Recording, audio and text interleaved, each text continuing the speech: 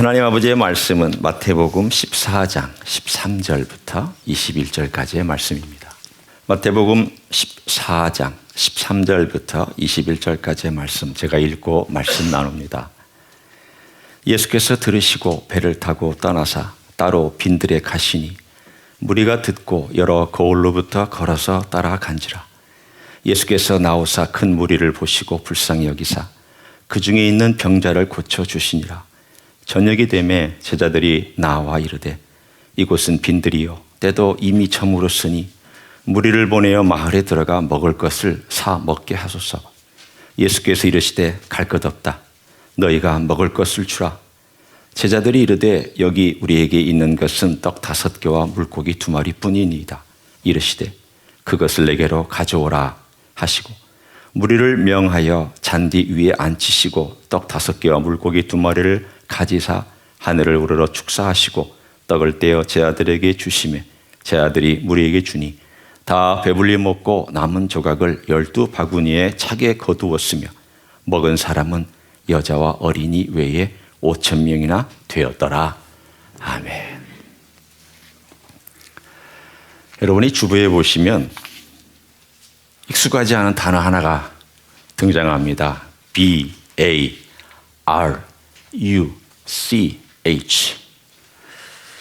이거 어떻게 읽어야 될까요? 아마 궁금하게 생각하실 겁니다. 이미 아신 분들은 아시겠지만 이 이름에 가장 유사한 단어가 요즘 어떤 사람의 이름에 붙어있는 단어입니다. 얼마 전에 대통령을 했던 버락. 이 버락을 어떻게 발음하는지에 대해서 사람들이 굉장히 궁금해했죠. 버락 오바마. 이 버락이라는 단어가 이 단어의 아라비아 형태입니다. 그러니까 이 히브리 말에 아라비아의 유사의 말이 이렇게 같이 문화를 이루고 살다 보면 비슷한 말들이 서로 통용되잖아요. 라디오가 우리나라에 와서 라디오가 되고 여러 가지 그런 비슷한 말이 되는 것처럼 이 버락이라는 말 B-A-R-A-C-K 라는 이 말은 원래 아프리카의 이 아라비아 상인들이 많이 건너가서 아프리카 사람들에게도 사용되었던 말입니다. 축복이란 뜻입니다. 그래서 버락 후세인 오바마의 이 버락은 축복받은 혹은 축복이란 단어가 그의 이름에 들어가 있습니다. 이 단어가 또 쓰인 곳이 구약에 한 군데가 있습니다. 물론 많은 동사로 또 형용사로 사용되었지만 그러나 이것이 이름으로 등장하는 장면이 있습니다. 에레미야 45장에 보면 거기에 한 인물이 등장합니다. 그 사람의 이름이 바룩입니다. 이 바룩이라는 인물이 등장하는데 이 사람은 야망이 컸습니다. 에레미야 시대에 나라가 망해가고 바벨론이 쳐들어와서 모든 것들이 막 어수선하는데 뭔가 큰 꿈을 갖고 있었습니다. 내가 출세해야지. 내가 내 이름을 좀 드높여야지. 내가 돈을 벌어야지. 내가 하나님 일을 좀 크게 해봐야지. 그래서 그런 꿈을 가지고 내 인생이 축복받은 인생이잖아. 내 이름 그대로 복받은 인생대로 살고 싶다. 그렇게 에레미야에게 얘기를 했습니다. 그랬더니 하나님께서 에레미야를 통하여 그 친구에게 이렇게 얘기를 했습니다. 너 큰일 도모하지 마라. 큰일 도모할 때가 아니다. 내가 너에게 복을 주는데 너 가는 곳마다 너는 생명을 유지할 것이다. 어떻게 생각하면 그게 복이라고 생각되지 않죠. 그러나 여러분, 지진 날 때 내 생명이 보호받는 게 복입니다. 전쟁 나서 포탄이 떨어지는데 내가 살 수 있는 게 복입니다. 바룩에게 하나님께서 그런 복을 주셨던 장면이 에레미야 45장에 등장합니다. 이 단어는 바룩이라는 단어입니다. 그냥 우리는 쉽게 바룩이라고 얘기를 하겠습니다. 이 뜻은 가장 근접한 영어의 단어는 bless입니다. bless. 축복하다. bless. 그러면 이 bless라는 단어가 오늘 본문하고는 무슨 연결이 되고 어디에 그것이 쓰여지고 있느냐? 오늘 우리가 그것을 찾아야 되고 발견해야 될 메시지의 내용입니다. 오늘의 사건은 예수님께서 돌아가시기 1년 전에 6월절 직전에 일어났던 사건입니다. 이제 한 1년만 지나면 주님께서는 이 비슷한 시즌에 예루살렘으로 올라가셔서 고난을 받으시고 6월절에 십자가에 달려서 돌아가시는 그때가 됩니다. 이때는 봄입니다. 잔디가 푸릇푸릇했고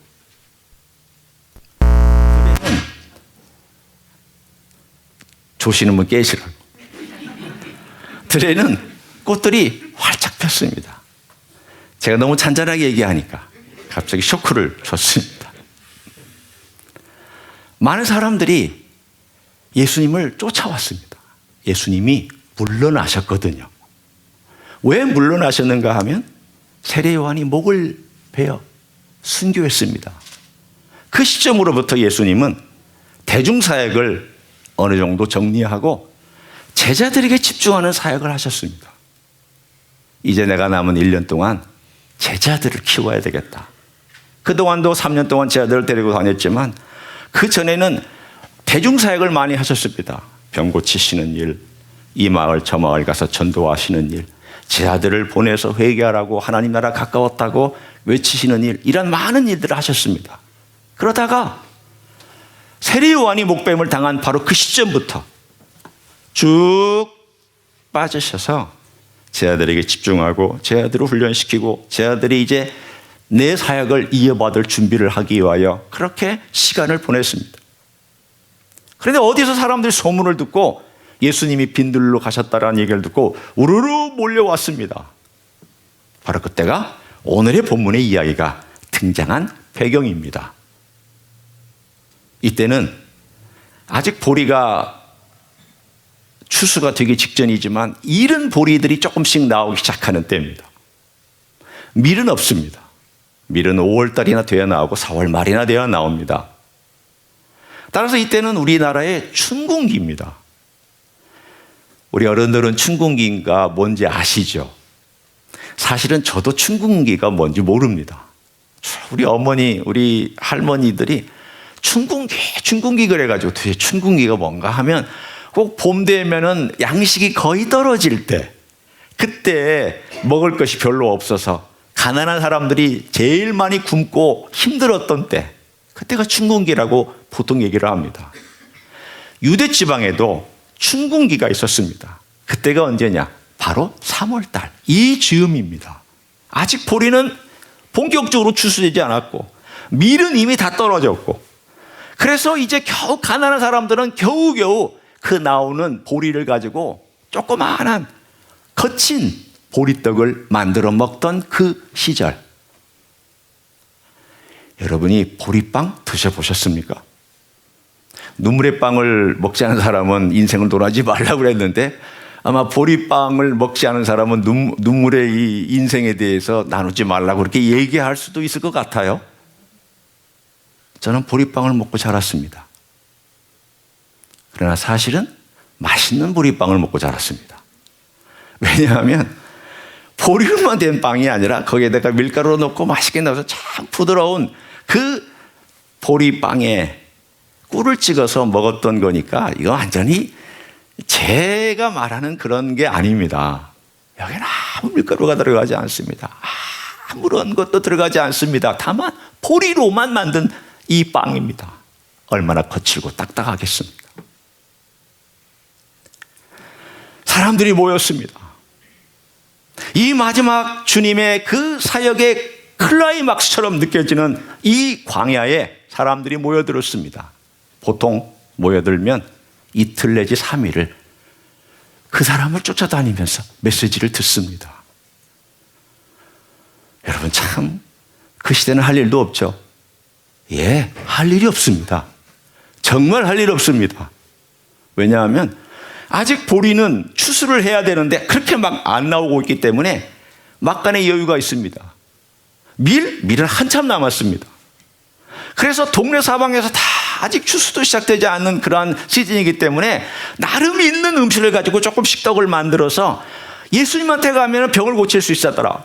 예수님이 이런 놀라운 메시아로서 역사하신다더라. 소문을 듣고 동네 사방에서 그 갈릴리 지역 저 북쪽에 동북쪽에서 온 마을 사람들이나 사람들이 다 꾸역꾸역 모여들어서 들판에 모였던 때가 바로 이때였습니다. 하루, 이틀, 어쩌면 3일째 되는 날 되었을 것 같습니다. 음식 다 떨어졌습니다. 소년 하나가 엄마가 싸준 도시락 몇 개 중에 마지막 남은 도시락 하나를 이렇게 우리가 잘 쓰는 말대로 꼽을 쳐두고 있었습니다. 제 아들이 그걸 알고 소년에게 가서 지금 우리 예수님이 혹시 떡이 있느냐 물으시는데 네가 이걸 줄 수 있겠느냐. 소년이 기꺼이 내줬습니다. 가져와라.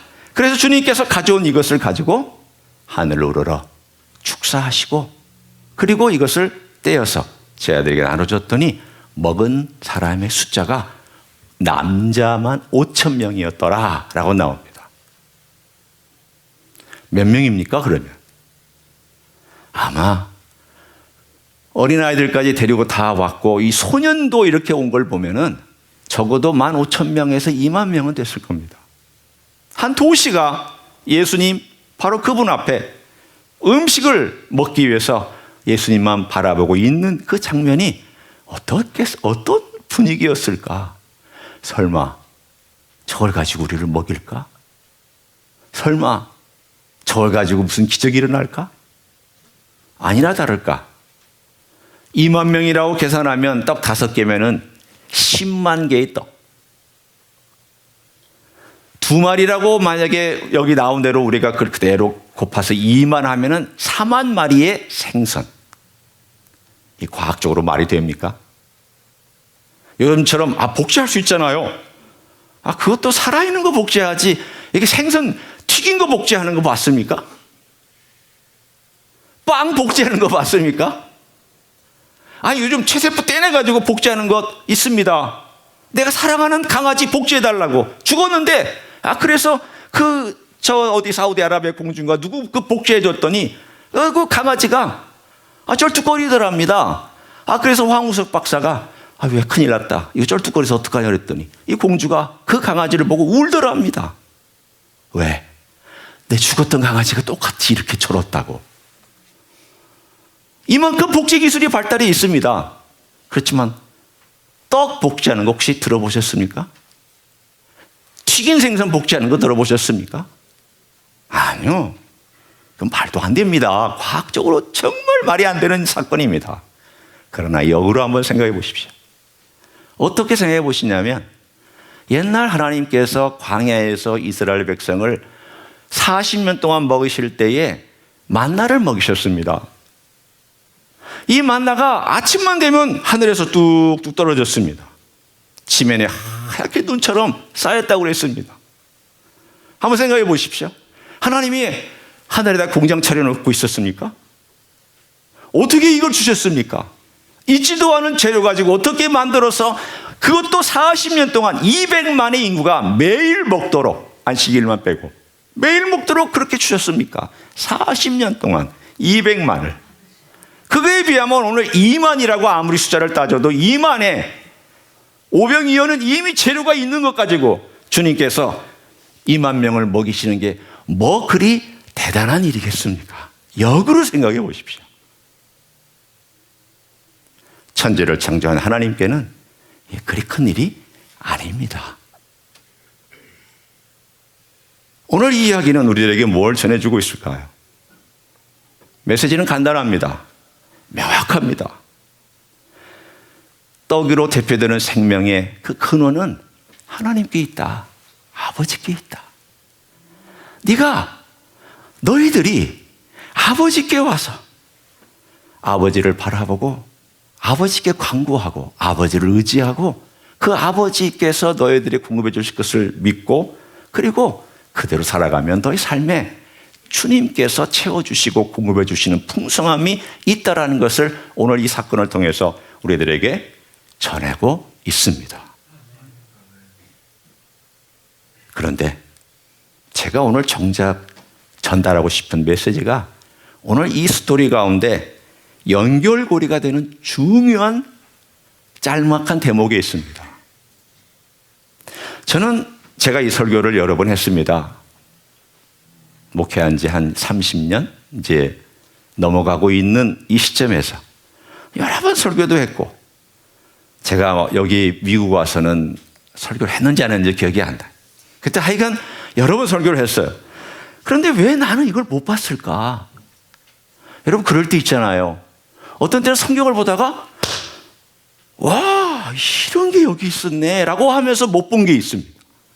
늘 익숙하게 읽고 또 지나갔는데 못 봤던 것이, 알았지만 못 봤던 거예요. 알았지만 의미를 생각하지 못했던 거예요. 하나님과 이 땅에 나눠줬던 이 연결고리가 오늘 본문에 있었구나. 그 연결고리가 오늘 본문에 나와 있는 하늘을 우러러, 잘 보시면 축사하시고 이렇게 나와 있는 바로 이 대목입니다. 하늘을 우러러 축사하셨다. 예수님께 하늘은 스카이가 아닙니다. 헤븐입니다. 영어로도 헤븐으로 번역했습니다. 여러분, 우리가 하늘을 봐라, 이 스카이를 보라는 게 아닙니다. 헤븐을 보라는 것입니다.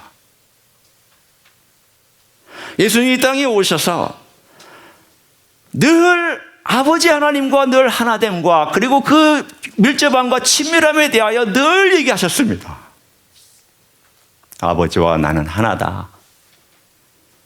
그리고 사마리아 수가성에 가서 제 아들이 먹을 걸 구하러 마을에 들어갔을 때 한 여인과 함께 대화하면서 그 여인을 구원시킨 사건이 있었습니다. 제 아들이 먹을 걸 가지고 돌아왔습니다. 떡 몇 덩이, 그리고 물, 있으니까 뭐 안 가져올 수도 있겠고 가지고 왔습니다. 여인하고 얘기하니까 가만히 듣고 있다가 나중에 다 여인회 끝나고 여인이 전도하러 마을에 들어갔을 때 제 아들이 묻습니다. 예수님, 뭐 하셨습니까?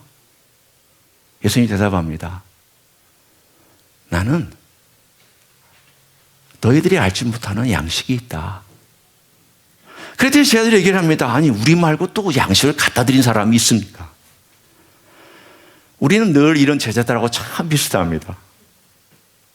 눈에 보이는 거, 먹는 거, 걸치는 거, 가지고 있는 거, 여기에 너무 많은 신경을 쓰고, 제 아들도 늘 먹는 거, 배고픈 거, 어떻게 하면 우리가 여기서 생존하는 거, 여기 관심이 많았기 때문에 예수님이 나 양식은 따로 있다 그러니까 참 섭섭합니다. 주님, 우리한테 양식 좀 가져오라고 그러셔놓고는 딴 살림 차리셨습니까? 딴 길 가지고 계십니까? 주님, 어떻게 그럴 수 있습니까? 그래서 주님께서 이렇게 말씀하시면, 내 양식은 나를 보내신 이의 뜻을 행하며 그의 일을 온전히 이루는 이것이니라. 아버지의 양식이 내 양식이고, 아버지의 생각이 내 생각이고, 아버지의 뜻이 내 뜻이고, 아버지가 기뻐하는 게 내 기뻐하는 것이고, 아버지가 생각하는 것이 내가 생각하는 것이고, 아버지가 원하는 게 내가 원하는 것이다. 예수님은 하늘하고 떨어져서 생활하지 아니하셨습니다. 이날도 하늘을 우러러 아버지를 보고, 하늘에 계신 아버지를 보고 아버지를 향하여 대화하신 것이죠. 이 사건은 우리들에게 중요한 메시지를 전해줍니다. 하늘을 좀 보고 살아라는 겁니다. 하늘을 바라봐라. 오병이어 같은 사건이 있을 때, 2만 명이 오병이어 앞에 다 쳐다보고 있을 때, 네 삶이 2만 명이 어깨 위에 있고 너의 손에는 오병이어밖에 없는 이 순간에 너는 어디 바라보겠느냐? 너는 이 오병이어를 바라보면서 아이고 하나님 이거 어떡합니까? 아이고 하나님 이거 가지고 어떻게 제가 살아갑니까? 이거 가지고 어떻게 제가 견딥니까? 이렇게 얘기하겠느냐? 아니면 이 오병이어를 가지고 하늘을 바라보겠느냐? 주님은 하늘을 바라보셨습니다. 오병이어를 바라본 게 아닙니다. 떡을 바라본 게 아닙니다. 생선을 바라본 게 아닙니다. 땅을 바라본 게 아닙니다. 2만 명의 사람을 바라본 게 아닙니다. 하늘을 우러러 바라보셨습니다.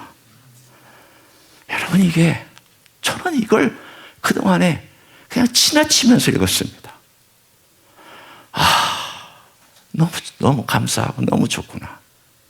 내 인생에 내 땅 바라보지 마라. 너의 가지고 있는 그 리소스, 그것 바라보면서 살지 마라. 어떤 때는 너 오병이어밖에 없는 그 순간에도, 아니 그것조차도 없을 때도 있지 않느냐. 너 왜 자꾸 그거 바라보고 거기에 네 인생의 모든 걸 걸고 그렇게 살아가느냐. 좀 나를 바라봐라. 우러러. 내가 늘 너를 지켜보고 있고, 내가 늘 너의 곁에 있으며, 내가 늘 너의 관심을 갖고 있고, 내가 늘 너를 도와주기 위해서 내가 언제든지 손을 내밀 수 있는 하나님인 것을 너는 믿고 바라보느냐. 여러분, 하늘을 우러러 바라보시는 생애를 사시기를 축원합니다. 바라보고 뭐 하셨을까요? 축사하셨죠. 제가 놓친 또 하나의 이야기가 여기 있습니다. 이 축사라는 단어입니다. 이게 바로 히브리 말로 바루크입니다. 영어의 번역에 보면은 그냥 He gave thanks 이렇게 되어 있습니다. 그러니까 감사하시고 이렇게 되어 있어요. 감사는 너무 좁아요. 좋은 메시지예요. 감사한다는 건 좋은 거지만 이 단어의 뜻은 히브리 말로 그대로 옮겨 놓으면, 아람 말로 그대로 옮겨 놓으면 바루크예요. 바루크. 축복하시고의 뜻이. 그러면 잘 보세요. 빵을 축복하신 거예요? 아니에요. 거기는 목적어가 없어요. He blessed. 예. He blessed. 무슨 뜻입니까? 이 blessing이라는 단어가 하나님께 향하여 쓰여질 때는 송축하다예요.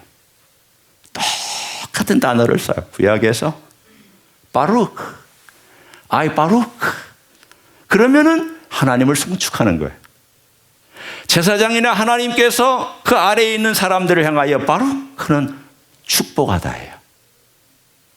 똑같은 단어예요. 대상이 누구냐에 따라서 의미가 달라지는 것뿐이에요. 그래, 그 의미도 원래는 같아요. 그 의미란 무슨 뜻이냐? 풍성하게 하다라는 뜻이에요.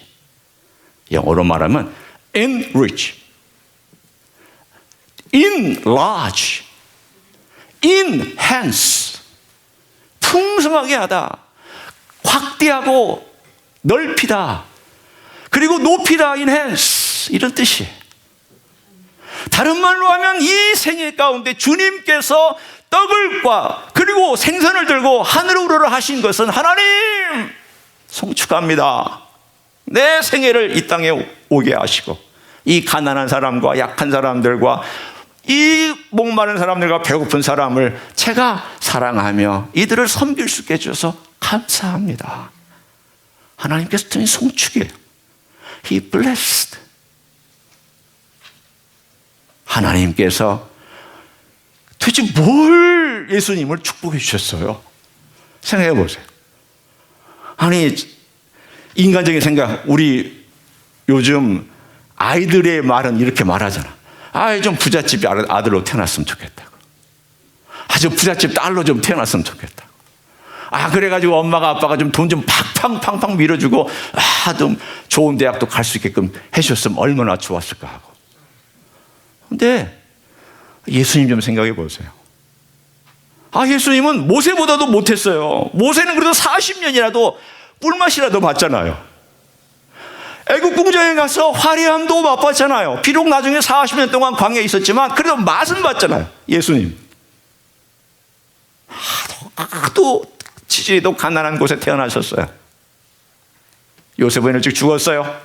가장이 되어서, 목수가 되어서 자기 식구들을 위해서 소년 가장으로서 일하셨어요. 그리고 나이 30이 되어서 공생에 나왔어요. 공생에 나오면 사람들이 박수하고 환호치고 그를 메시아라고 올려드려야 되는데, 아니 예수님이 어려운 말만 하면 사람들이 떠나가네. 비유로 말하면 못 알아듣겠다고 떠나가. 하늘나라 얘기해주면 무슨 말씀하시는 건지 알아듣지를 못하겠다고 떠나가. 제자들은요? 제자들은 어때요? 하나 가르치면 둘을 잃어버려요. 잊어버리고. 여러분 같으면 이런 제자 가르치고 싶으세요? 저도 신학교에서 강의하지만 제일 마음에 드는 학생은 어떤 학생인 줄 아세요? 똑똑한 학생이 참 마음에 들어요. 교수가 뭐라고 얘기를 하면 또박또박 알아듣는. 그래서 레포트도 시원하게 잘 내고 교수가 알아듣는 내용대로 하는 그런 학생들이 딱 있으면은요, 그 학생이 조금 페이퍼를 못 써도 점수를 후하게 줘요. 왠지 아세요? 인간인지라 그 학생이 클래스에서 어떻게 행동하는지가 이미 머릿속에 딱 들어와 있기 때문에 저도 모르게 점수를 후하게 줘요. 제자들은요, 말도 못 알아들어요. 가르치면 또 잊어먹고 또 잊어먹고, 거기다가 잘 싸워요. 시기하고 질투해요. 먹을 것 구하는 친구들이에요. 거기다가 예수님이 왕이 되면 오른쪽 왼쪽 누가 가냐에 따라서 굉장히 민감한 초유의 관심을 갖고 있는 사람들이에요. 여러분 같으면 이런 제자를 삼고 싶으시겠어요? 야, 싹이 노랗다. 조심해야 됩니다. 싹이 노랗다는 말. 여러분, 제자들이 싹이 노란 사람들이고요, 우리가 싹이 노란 사람들이에요. 만약 주님께서 너 싹이 노랗다라고 그랬으면 벌써 저 같은 인생 버리셨어야 돼요. 그런 어리석은 인생을 제자로 12명을 거느리고 다니셨던 예수님의 마음을 한번 생각해 보세요. 감사해요. 자, 여러분 같으면, 제가 지금 바꿔 얘기하는 거, 여러분 같으면 자식이 매일 속썩여요. 가르치는 대로 말도 안 들어요. 성적은 공부했다고 그러는데 열기를 부끄러워해요. 성적표도 안 가져와요. 시험 봤다는 말도 안 해요. 거기다가 자기 마음대로 살아요. 게임은 요즘 따라 얼마나 많이 하는지. 여러분, 왜 웃어요? 왜? 내 아들 얘기하는 것 같아요? 걱정하지 마세요. 10대만 그런 게 아니에요. 30대도 게임 열심히 하다가 지금 어떻게 하면 게임 시간을 줄일까 고민하면서 기도 제목 부탁하고 그랬어요. 걱정하지 말아요. 이건 다 누구나 가지고 있는 얘기예요. 어른들은 안 그런 줄 아세요? 유튜브 가지고 얼마나 시간 보내고 있는지 양심에 찔리는 분들 생각보다 많을 거예요. 아이들 게임하는 거나 어른들 유튜브로 시간 보내는 거나 뭐가 달라요? 똑같아요. 이게 인생이라고요. 이게 우리의 현 주소라고요. 이런 인생을 내리고 주님께서 사시면서 하늘을 우러러 하나님 고맙습니다. 하나님 영광 받으십시오. 하나님 송축 받으시기 합당합니다. 이 말이 나올 것 같으냐고요. 저 같으면 안 나오죠. 조건이 좋아야 나오지. 환경이 좋아야 나오지. 뭔가 돼야 나오지. 예수님은 이 모여든 2만 명의 사람들이 떡 때문에, 병고침 때문에 모여들었다는 것을 아심에도 불구하고 그들을 불쌍히 여기셔서 하나님께 감사로, 하나님 이름이 송축 받으십시오. 하나님, 이들을 제가 섬길 수 있게 주신 것 송축 받아 주십시오. 제가 인류를 위해서 죽을 수 있는 것 주님 송축 받으십시오. 제가 이 땅에 와서 구원할 수 있는 것 송축 받으십시오. 우리 예수님은 우리를 위해서 이 땅에서 희생한 것을 기쁨으로 아버지께 제사를 드린 줄로 믿습니다. 그게 송축입니다.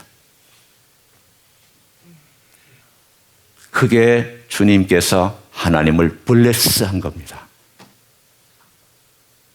그 블레싱을 하나님께 드려야, 송축을 드려야 하나님의 임재가 그 송축된 그 귀한 헌신을 통하여 이 땅에 블레싱이 다가옵니다. 그 놀라운 축복이 왜 그런가 하면 창세기 1장에 나옵니다. 창세기 1장에 하나님께서 복을 주시고 바루크해. 하나님께서 이 땅에 모든 주신 것이 복이에요. 바루크해. 그 복을 어떻게 하느냐? 하나님께 올려드리는 게 이게 바루크예요. 송축하는 거예요. 그러면 송축하는 그 사람에게 다시 또 복이 내려오게 되어 있고 하나님의 임재가 강력하게 역사하게 되어 있어요. 이 원리를 아는 사람은 하나님을 송축할 줄 알아요. 복된 인생은 다른 인생이 아니에요. 하나님을 제대로 송축할 줄 아는 사람이 복된 인생입니다. 그 하나 알고 계시면 됩니다. 저는 30년 목회하면서 이거를 이번 주에 깨달았어요. 이 메시지가 이 안에 들어있다는 것을 이번 주에 깨달았어요. 내가 왜 이걸 몰랐을까? 왜 지나치며 살았을까? 우리 주님께서 하늘을 우러러 축사하셨다는 말, 송축하셨다는 이 메시지가 내게는 왜 이렇게 안 닿았을까? 나는 나눠주신 것만 생각하고 나는 5,000명만 2만 명이 먹었다는 것만 생각하고 그 기적이 일어났다는 것 생각하고 이런 기적이 일어날 수 있다는 것에 초점을 맞췄지 왜 여기다가 나는 초점을 못 맞췄을까? 제가 멍청해서 그렇죠. 어리석어서 그렇죠. 추수감사절 저는 이렇게 바꾸고 싶어요. 추수 송축절. 우리 주님께서 이 땅에 우리를 축복해 주신 것에 대하여 송축하고 그 안에는 감사와 예배와 찬양과 찬미와 경배와 모든 것이 들어있는 송축한다는, 송축드린다는 이 귀한 단어가 여러분의 삶에 깊이 들어와서 앞으로 여러분의 삶은 우리 하나님 아버지께 주님께 송축드리는 인생이 되시기를 예수님의 이름으로 간절히 축원합니다. 기도하겠습니다.